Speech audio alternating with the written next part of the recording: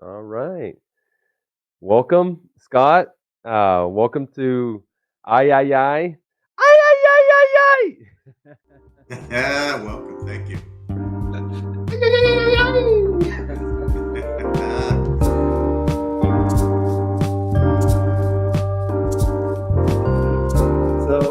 Scott, man, like we've had so many different types of guests here.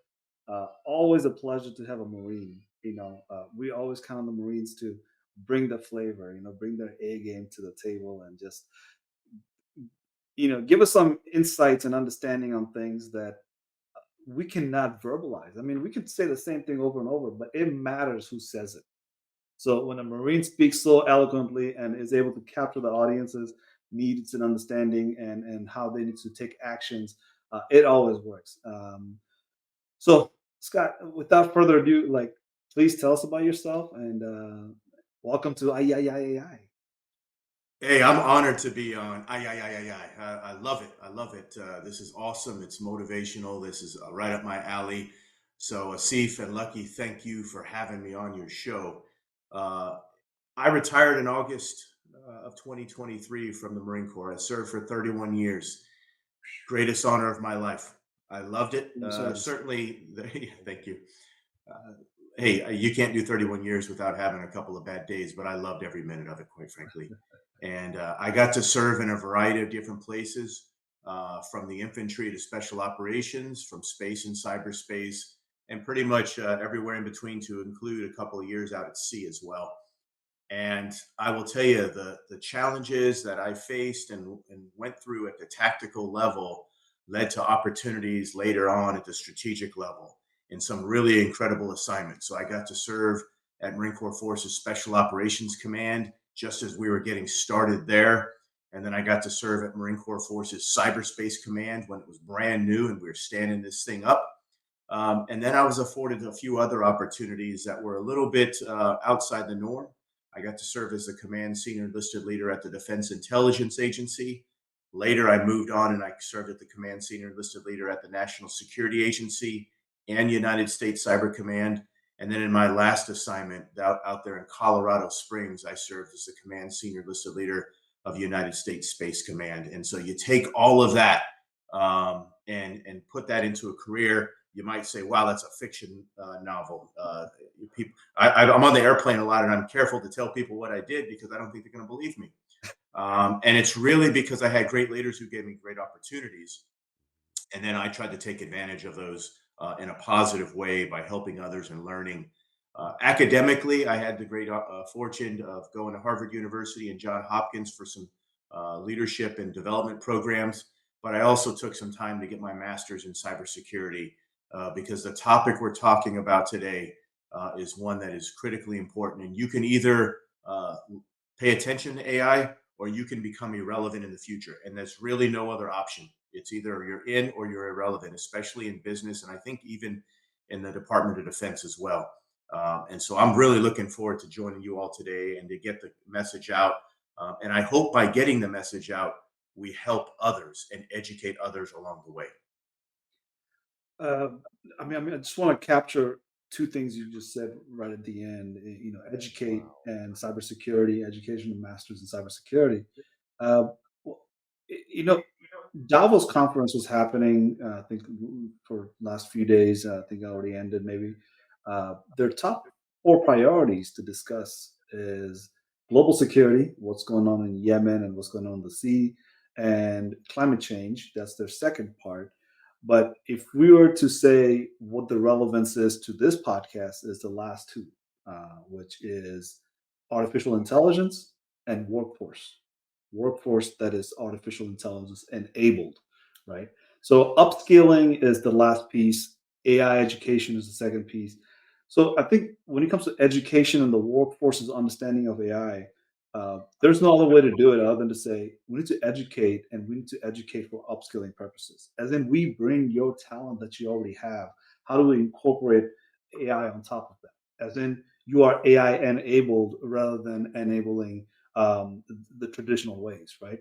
So all technology has enabled us It's the adoption piece of it. So I might throw in this term that one of our guests brought to my attention, and I thought it's super relevant to understand how to educate yourself, which is that every generation that came through after '80s lived through this thing called digital immigration, right?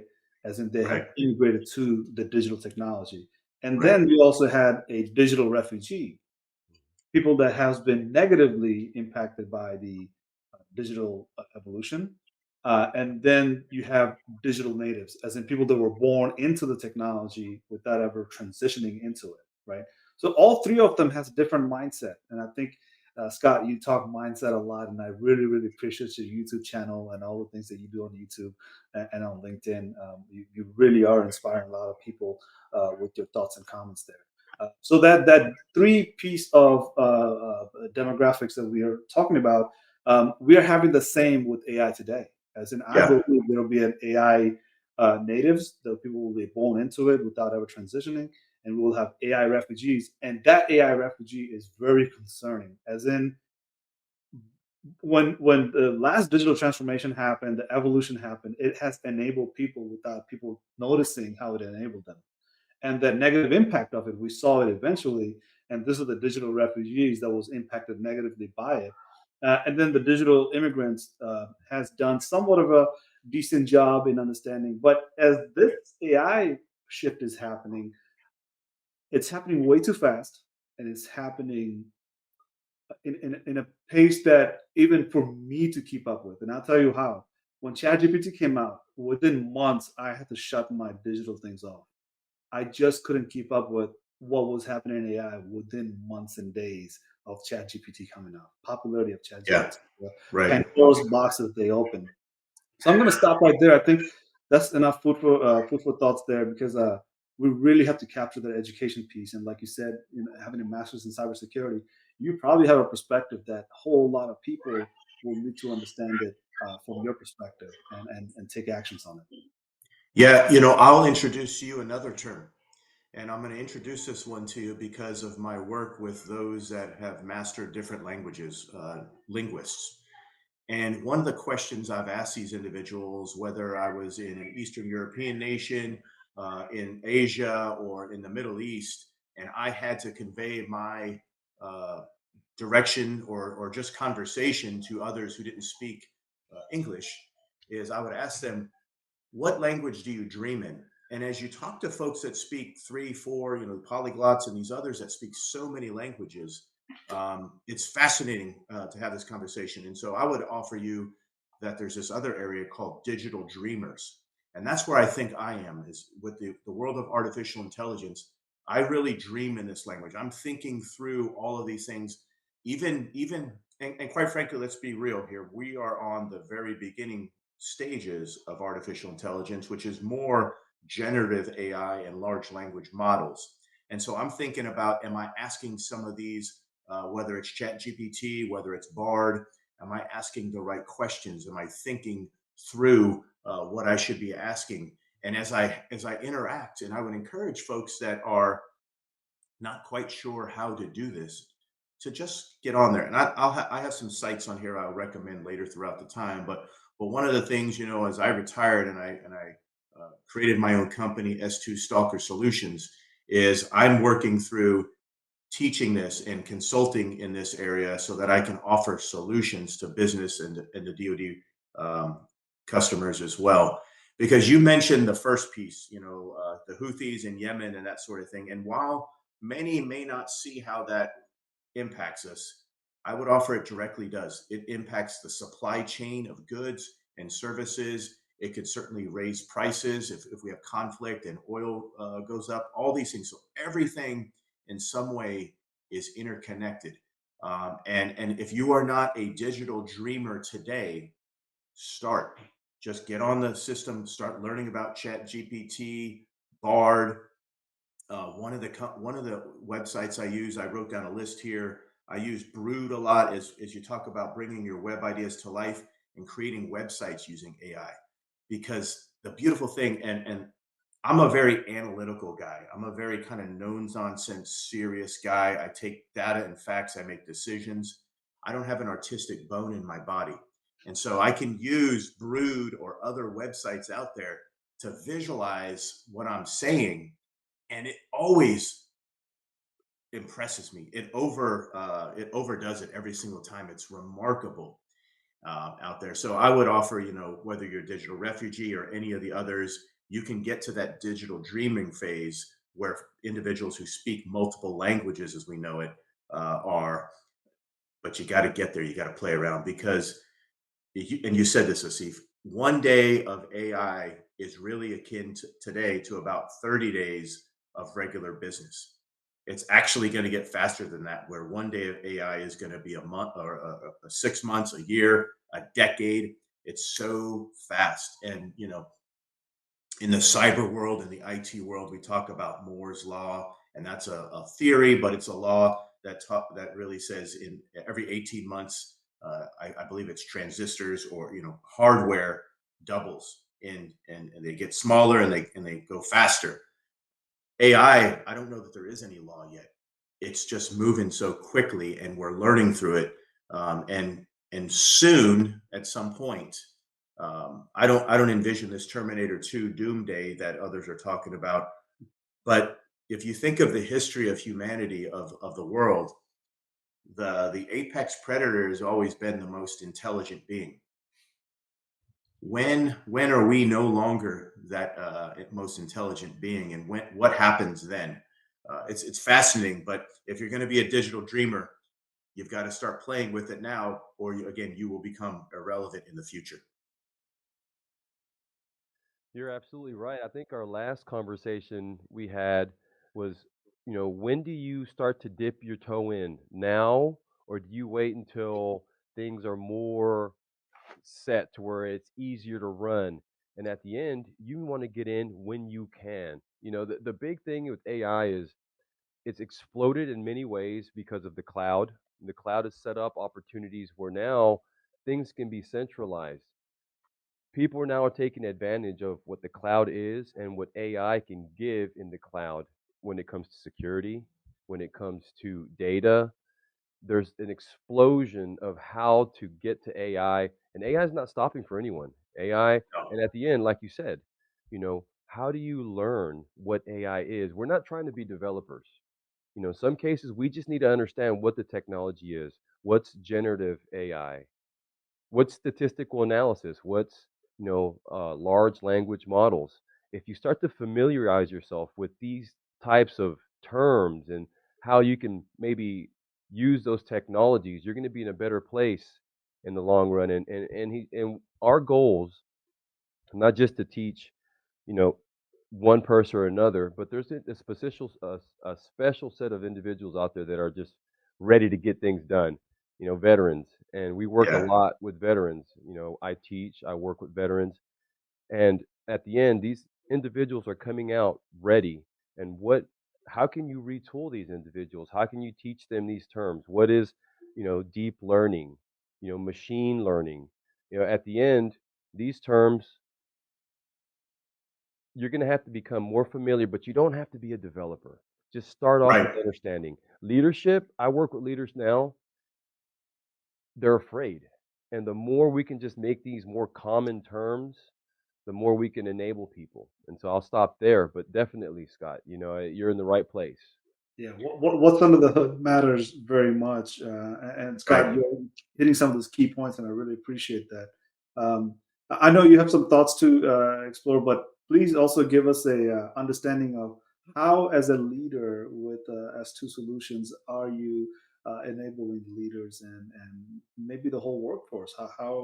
What's your thought process in that? Like, how do we engage the workforce positively? Like I said earlier, fear creates a distance, curiosity improves that gap. So yeah, please give us some thoughts on those. Of that saying, Lucky, as you were talking through a lot of that there, I think of how I've kind of taken on life, and really all I want to do every single day is get a series of wins. My win yesterday was clearing out the garage. Got it. I got both cars in. It's cold out here. I can now park both, but that's a win. Yeah. Um, let me touch on this in two ways here. Uh, in the military, you have an intelligence section, an S2, a J2, whatever, and they provide you information, intelligence in order to make a decision. Usually it's based on everything they've collected. They'll tell you what they know, what they don't know, and who needs to know. They're going to let you know about the weather, the enemy, the terrain, and hopefully they're also giving you some insight on the leadership to decide whether or not they're going to take that most likely course of action or that most dangerous course of action. And so that you can make a threat informed decision. We don't always get it right, but we take that with our experience in life and we try to make the best decisions possible, AKA using our wisdom, and go forward. All right. And so history has shown that when you do that, by and large, usually you'll get it more often right than wrong. The opposite of that is just going at it without any information at all and certainly make horrible decisions and costing lives. In business, where I'm at today, with my company and the things that I do on YouTube and LinkedIn, I don't have an intelligence section. I don't have a staff of people constantly telling me the best course of action or whatever. And certainly I'm focused differently. Return on investment, value added, all those things as well. And so I look to large language models, I look to generative AI, and I look to these tools that we have so that I can make the best informed decision. And if you don't, what happens is you quickly find out that you're the Blockbuster, you're the Circuit City, you're the extinct companies of the world. One of the sites that I've been using a lot lately for financial decisions that I make is investor.com, INVSTR. And it's a generative AI that uses a lot of the tools that are out there, predictive AI, to help make decisions there. And so where you start, I don't know is as necessarily as important as when. And I encourage folks to start today. If you are in business and you're not using AI, you will find quickly that you're no longer in business. And that's just the reality it's going to be. You can start looking at things like what are the, let's say you own a restaurant business. What are the things our customers are consistently buying? What are they not buying? How are our servers receiving tips? Are they receiving tips on this type of service or that type of service? And then you can really double down on the good, get rid of the bad, see your profit margins increase, have happier employees, have happier customers, grow your business, all these things. And you can take this in a variety of different ways throughout any type of business you have, or even your own personal life. Asif and I were talking earlier about planning out your vacation. You can plan as best you want. You can look at the history of the weather and all these things. I always say Mother Nature gets a vote, and maybe once a century it snows in Puerto Rico, and you're like, man, that's the day I showed up. But you do your best, and that's all we can do. And Lucky, you said it. I'm not looking to be a developer either. I could, but I don't have the time or the patience to get into that level of detail. But use the tools, understand the tools, struggle through the tools. Struggle is good. Struggle is very good. Lucky, you know about boxing. You got to struggle. What did Mike Tyson say? Everyone's got a plan until they get punched in the mouth. So get punched in the AI mouth, and learn how to use these tools and get inspired and say, man, I didn't understand that. I don't know what the acronym means. Well, you're not going to know if you just shy away from it. Right. So get in the ring, get in the arena, and Yeah, start playing. I think one of the quote that I heard from Wayne Dyer, he said he had 800 philosophies about how to raise a child until he had one. All of them went out the window, right? So you can plan all you want, but until you feel it and you can see it and you can actually touch it, you really are not really prepping. You're not prepared, but you are also planned, right? So you actually have something to bring to the table, and I think AI is no different. AI is a child that you actually have to raise yourself. And how do you raise it, and how do you allow the village to help you raise it? Is for you to plan ahead of time and then interact with that AI just like something that will be part of your day-to-day operation, if not your strategic goal or your operational success, right? Whatever the case is, you have to look at an AI as an infant child that you have to raise for your purposes rather than to say it's made for the industry and I just use it as much as I can. I think there's a whole lot of loss if you look at AI from that perspective rather than to say this is our AI, my AI that I'm developing from the ground up. But when I say development, not coding development, I'm talking about low code, no code using large language model that you Yeah. can literally say Shazam and the AI just shows up, right? But you have to put some effort into having that AI do what you need it to do. And I think that's the type of little small development that you can do. And that's super easy to do once you understand what machine learning is, once you understand what deep learning is. So, Lucky said, machine learning and deep learning is not a concept that we hear a lot about. But guess what? That's your competitive edge because everybody knows AI. But if you understand how machine learning and deep learning works, now you're personalizing that AI for yourself because everybody can use the general AI, but you have a specific AI for your use case. And I'm going to stop right there. I think you have more to say, Scott. Well, I was thinking as I'm raising three young daughters here.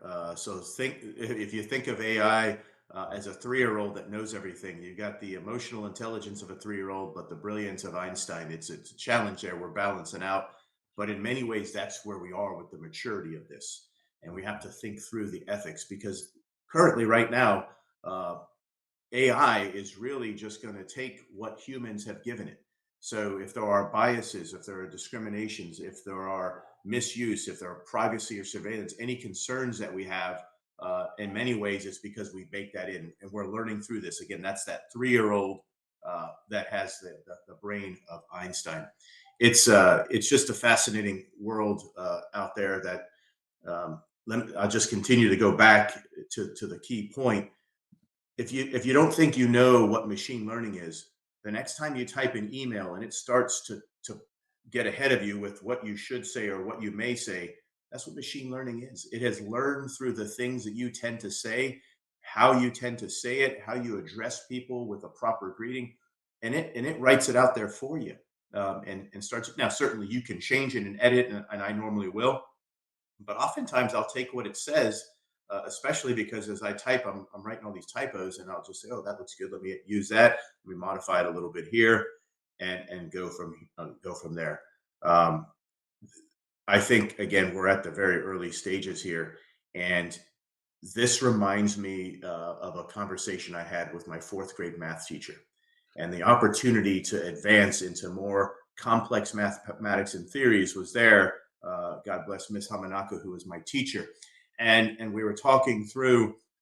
Hey, are you going to go on to some of this more advanced mathematics and learn this? And if you are, you got to really get good at the base first.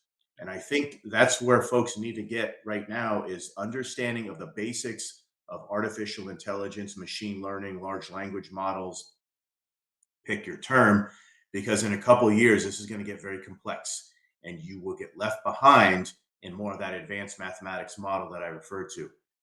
And so, if you get into discrete mathematics or some of the other things that you've got to get into for coding that's really, really complex, but you don't know adding and subtracting, division and multiplication, you can't do that much more challenging mathematical problem set. Let's get everyone an understanding of the basics and fundamentals, the terminology. Let's impart proper ethics on there. Here's one. So I don't know in America when the election season starts and when it begins. It seems like it's a never-ending season. It doesn't end. Um, and so I was having a conversation. Literally, I was typing in some things with Bard yesterday as I was trying to find out some specific information. And it wasn't to be a partisan. I just wanted to know some things. And somehow Bard, which is by Google, has been programmed to not answer certain political questions. And I think it's because of how it's ethically being used. I would offer at some point we need AI to be able to answer those without a partisan, answer. Just give me the facts and data, allow me to use it. But certain ethics have been imposed on it, and I'm not here to judge it. I'm just saying the reality of where we are. And so I had to go search for my information elsewhere. At some point, we can't have it. We're going to have other things too. So this is we're in the beginning phases. We're in the beginning stages of this, and yeah, I know it's existed for quite some time, but there's still an opportunity. My parents are coming out in a few months, and I'm gonna run them through some things and just give them some basics and some ideas on that to improve their lives, to make things easier, and that's all they need. They certainly don't need to worry about how to do financial predictions or early forecasting or those types of things. That's not where they're at in their life. But my 5-year-old daughter, my 3-year-old daughter, my 1-year-old daughter, they're going to be really good at this, and they're going to be that digital daydreamer that we talked about earlier. Yeah, I think uh, Scott, this idea that you mentioned, right? Research. Not a new concept, but you that's what you do. You research and Yes. you're coming on to understand like how far you have to go in order to improve yourself because that research is a scratching the surface level. So when we were talking about deep learning and machine learning, that all started with an AI, and all of a sudden you're researching and you're going down the rabbit hole to figure out like where does it apply to me? How do I get impacted? And where do I start developing it? Or where do I adopt it? Right. So it's an uncomfortable situation. It is. It's uncomfortable as everything else in life because learning curve is very uncomfortable. But as an adult, it becomes more uncomfortable. For a child, learning is just a way of life. For us, it's more like we've already learned, but let's just execute, right? But execution always requires that pause and break and say, let's do some research and figure out how we better execute. And having said that, I think uh, you are walking us through step by step process on where we will go. One thing I want to take advantage of is give a little historical perspective. Where we are right now is not anything different than where we've been before, right? This has happened before, so there's nothing different. We just have to look at it from the perspective of how do we handle the last one? How do we handle our last disruption, right?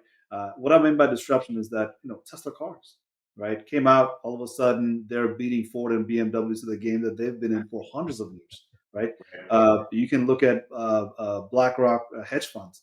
They have more in their portfolio than multiple banks that has been around for hundreds of years combined, right? How do they achieve those, right? We've seen this disruption before, and this disruption is just a broader disruption that we were anticipating actually. Because if this wasn't to happen, we cannot have all the things that we were expecting in the future. So you mentioned early detection, financial analysis. This things have been happening, but it will actually have more impact on our daily lives in coming days because of the chat GPT and large language models that are available today. Because this baseline is what all the other AI will depend on highly. And I'll give you another background of Tesla. Tesla cars are really good at seeing things and detecting objects in front of you, but not necessarily describe what that object is to you using a large language model, right? So if your Tesla was seeing things and it was reading it off to you, how would you benefit from that? Not necessarily a beneficial topic here, but if you think about all the AI is having a large language model attached to it, so it can communicate what the AI's decision is, how it's making a label of what the decision should be, how is it identifying things so it can label it properly, and it's communicating it in real time, explaining to you how the AI is interacting with the environment it's in, right? So in a small environment, you really don't need a large language model to tell you what's happening, right? But when you have an AI that's out and about in the environment and it's able to send you or relay a message to you, and that message comes across in the large language model in the text, how does that change the game? That changes the game tremendously. And us being the military folks here, I think that kind of raised the hair. Like, oh wait, we needed that 30 years ago. And I just want to throw this out there that we've had machine learning for a very long time. Mm, I think yeah. one of the things you mentioned that these Google are very pruned, as in like they're not allowed to do everything and everything. But because we are not so educated about machine learning and deep learning as a population, as a demographic, Google has to actually limit its capability because otherwise it goes out of control. Because a person who's using AI without being educated about AI, they're very risky, as in they can take this AI in a direction that Google does not want it to go in, right? So we really have to educate in order to get to a point where these AIs are just widely open, widely adopted, and being used properly rather than abused with, right? So I want to make those 2 points, and I really appreciate you bringing those topics up because Yeah. it ties into history with education. That's two of my favorite topics. Think of so let's go history for a moment. I think most scholars will tell you that the Mayans were the first to use crops and to cultivate the land and to use the land in order to feed their community and to build out their tribes. Okay, and so I know there's folks that will debate that, but by and large that's kind of where we are. But regardless, some society was the first to do that. If you were to go back in time, not like the James Webb telescope that can see back in time, which is pretty cool technology today, but we get into that DeLorean, we go back in time and talk to them. They could not even conceive of the questions they should ask in order to get to modern how we grow food today. I mean, gene editing, and I'm not going to get into the argument of whether it's better or not, but the bottom line is we can manipulate genes so that insects can't kill the crops, and they can live longer and so on and so forth. They wouldn't even have they wouldn't be able to fathom those questions. Yes. This is the same thing I think we are today with large language models and AI. We need to be able to ask the right questions and not say, how do you build me a faster horse and carriage? But what's the best way to use transportation? And that might be the Tesla. But just like that, right? Horse and carriage guys, that we go back 150 years ago, and that's how they were getting around. And you show up with this Tesla, or heck, just a regular pickup truck or whatever, they wouldn't even know how to. What is the Ask door? What is this? Right? And so this is the same thing. Let's take this leap 150 years from now. We can't even fathom the questions we should be asking today. And that's everything that I'm focused on, is asking the right questions, because at the end of the day, the tools that we have at our disposal, any AI website, any app or whatever that exists, they are only as good as the data we put in there, and then they can make decisions and then give us a question. So it's data in, data out. That includes biases. That includes everything. This is why we need an entire ecosystem of people taking a part in this, because if it's not, then you're going to get certain built-in biases. And I'm not saying those are on purpose, but all three of us have certain things that we like, right? My man Lucky's got a Texas Rangers shirt. I'm a Boston Red Sox guy, and see if you like what you like, all right? And so we come with those sports biases, if you will. Well, I don't want an AI system that's only going to tell me about the good of the Boston Red Sox or Celtics or Patriots or whatever, because I want to grow as a team and get improved. Data in, data out. And so we got to put the right data in. We got to continue to give it data so that it can improve. We got to learn those errors and mistakes. And this is why the commercial sector is so important, because they can adapt faster than government. And then I think as users, really thinking through what are the questions we should be asking. It's not how do I improve my horse and carriage? It's how do I improve transportation? And what are the tools that I should use, or cybersecurity or things like that? Otherwise, we're going to get a horse jacked up on steroids that can go 2 miles an hour faster and run an hour longer. But that's not what we're looking for. And you take that example and put it in AI, and it's the same exact thing, because there's no way that technology 115 years from now won't be so advanced. I don't even think we could fathom it right now. And AI is going to get us there, because it can think through these things faster and make decisions faster based on the data available. Yeah, it's a scary world that we look into the future with quantum computing. We're on the tip of quantum computing. We're on the tip of AI. What happens if these guys merge together? We're already having problems beating them at chess. Well, Dawson that's a Watson, very, yeah. When it comes to quantum, and I don't know if we want to get to the level of quid-bit conversations and some of that geek level stuff, but when it comes to that conversation in national security, there's some serious concerns. And those serious concerns are relevant because if encryption is no longer relevant, nation states and private actors, if you will, really can take advantage. And we have seen technology always used for good, but there's always those nefarious actors out there.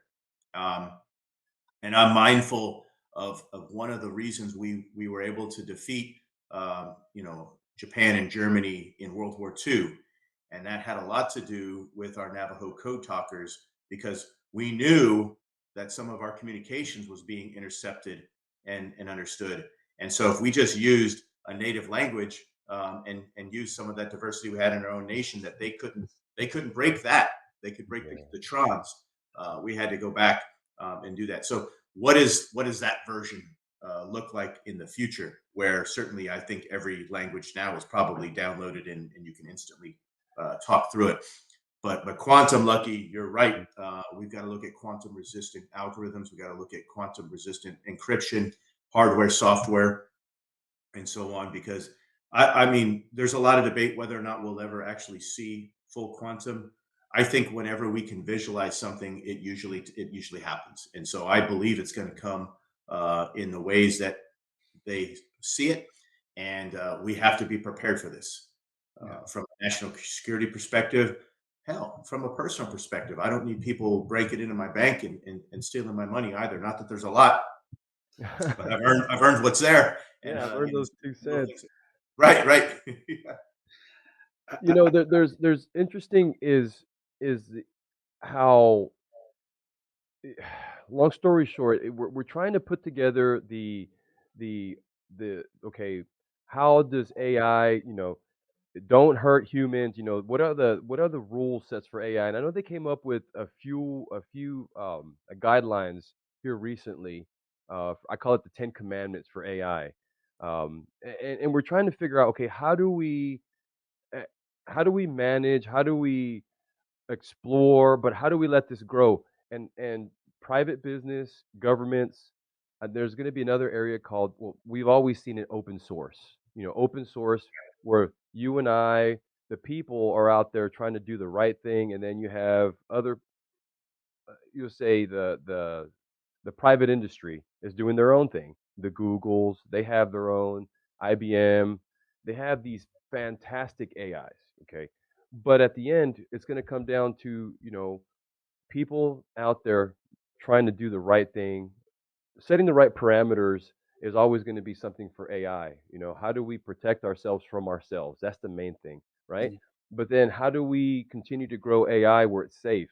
And so open source, having people always being injected and we don't do it by leaving a blind eye and letting someone else do it, like the big companies do it. So I think that there's a responsibility, there's a responsible AI where we need to get engaged, much like yourself and others out there in the communities, veterans. Get out there, guys. Figure out what this thing is, AI. Because honestly, guys, right now it's simple. It's statistics and then generative AI. It's simple to learn. We can get in there Right. and try to understand this stuff. But guys, please make an effort out there, you veterans, out there, you young people. Right now we're on the precipice, the beginning. But if we just let it get out of hand, there's going to be a point where we do have, a higher level being because of AI.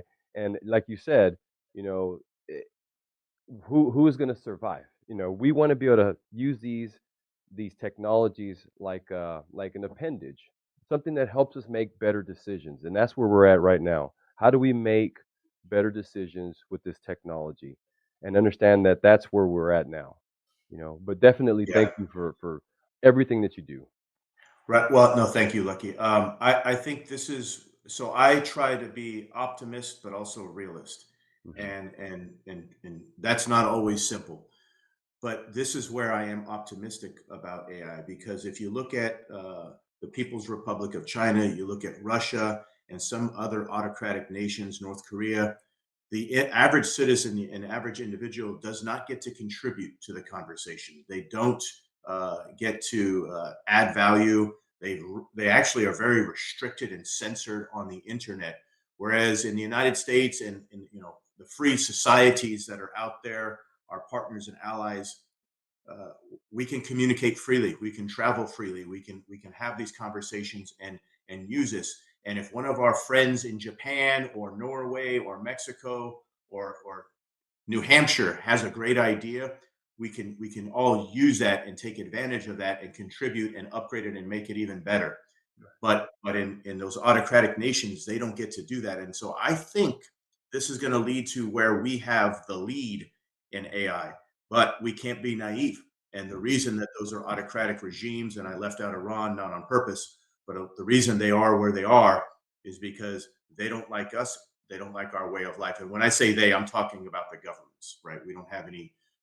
I personally don't have any issue with any of Yeah. the citizens. I don't know them, but those nations that are run by autocrats have said publicly before and have done so. You can look at conflicts throughout that have shown they have the will to inflict harm to other citizens of their nations. And so we can go in this optimistic, but we better be realistic about what those other nations may be doing and how they're developing this. Because in conflict in the future, it's going to be instantaneous decisions. And I'm not just talking things about hypersonic weapons that are going above Mach 5 or Mach 10. I'm talking about in space and cyberspace in the information environment when things are virtually instant. And we don't have time to ask a human to make a decision because we need an instant solution. I envision, and in some ways this is already here, when we're conducting cyber operations, that we have tools and parameters set up so that the moment a virus or something is detected, it's instantly blocked. It's instantly taken apart and instantly used against the adversary, vice us.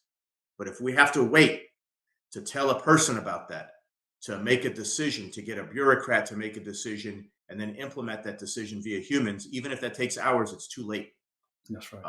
And so I'm again optimistic, realistic about this, and we have to go in this enthusiastic and inspired, but also keeping an eye on those other autocratic nations and those that wish to do us harm, because history tells us it will happen. Yes. And this is the part of being resilient, Lucky. This is right. This is getting punched in the face, taking the punch, and be able to punch back even harder, and being able to not telegraph that punch as well. And so a lot of these things are being done and prepared for by our leadership in the national security sector, space and cyberspace. Uh, but on the business front, we got to be ready for this too.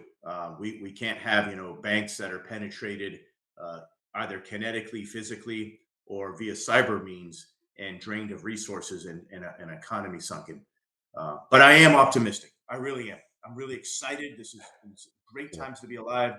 This is why I need AI to figure out ways to keep me alive a couple hundred more years because I want to continue on and learn and see. I want to see humans on Mars and other planets, and none of this is going to happen without us using these tools, asking the right questions, putting in the right data, learning, growing, and accelerating together. I think you summed it up very well. That Lucky was talking about responsibility, and you mentioned something about nanoseconds, right? Within nanoseconds, things can go wrong if we're not detecting the virus early enough and responding to it. We don't have minutes. We literally have nanoseconds to respond to whatever the attack is coming to our way, Mhm. and we need AI not because of luxury, but it's a necessity. Necessity is that okay, look, cats is out of the bag. Everybody else has AI and we don't, and our AI is not challenging their AI. We are not in the same game, and Right. there's a danger behind that. So I think I Right. want to actually put some action items together and say, if we were to talk about this for hours and days, what action do we take? What's the lowest hanging fruit? First thing I will say is, check out Scott Stalker's S2 Solutions, and have these understanding of AI and machine learning through Scott's services. But other one that I will say is check out the paper on safety, security, and privacy of AI. Right, that is a scratching the surface level information that you need in order to say, if I scratch here rather than somewhere else, I probably will get somewhere where I need to be. And what I mean by that is when I'm in the public, I always tell I'm an AI advocate, I'm an AI evangelist, I'm an AI enthusiast. But in a close circle, when I'm talking to a group of people that are techies, my title is a decision science strategic advisor. And what that means is what Scott was talking about earlier, questions. If you're asking the right questions, it will not lead you into the right answer. But if you ask the questions and you refine that question, and everybody else around you asking the same question and they all have the same need for it, the answer becomes more clear to everybody. So it's the process of asking those questions is what decision science is about. And if you think about question and you want to make it technical, main technical component of machine learning is the question you ask of the data. So the Right. core of a machine learning is nothing but a quadrant that has false positive, false negative, and true negative. So these capabilities of machine learning to ask the question and have the question refined in a way that tells you, how do I incorporate safety, security, and privacy of everything I want to have in the next 10 months or 10 days. But if I start here today, I will end up in 10 days where I'm supposed to be rather than lost all over the world. Or 10 years later, I still don't know where I'm going to go. Question is the major component of data. You have to ask the right question. You have to refine that question for consensus purposes, succession purposes, for version iteration purposes. You have to ask these questions heavily. So when I mean what is that, what does the decision science have to do with questioning? Is because question is very hard to do actually. It's the answer that we get is very easy. Now, if you take that question piece and add that to prompt engineering with ChatGPT, we're literally still dealing with questions. Because if Right. you ask the ChatGPT the wrong question and you frame that question in the wrong format, you are you are receiving an answer that is most likely not that satisfactory, or it is massively negative to the point that you believe the wrong information because hallucination happens because of the wrong questions. So responsibility is on the user side. I want to point that out, right? Is because you're asking the question, so you have to live with that question.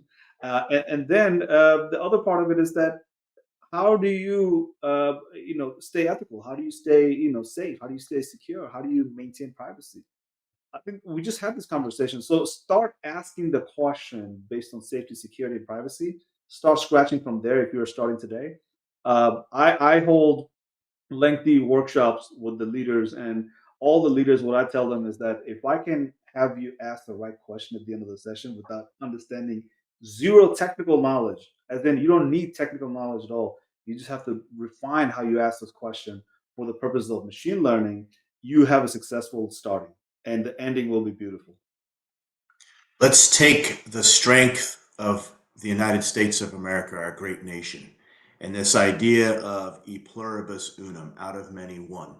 I think if you take that into your exact point, who is asking the question? The strength of this nation is the fact that we bring folks into this country, immigrants into this country, who often come here hungry, driven, motivated, without a lot of wealth, and they are going to take the risks to do great things, build a company, have a family, live what we have known to be that American dream. And I know it's not always perfect, and there are a lot of challenges along the way, but I believe in my heart that's what makes America excellent, because you have an opportunity to fail, you have an opportunity to succeed.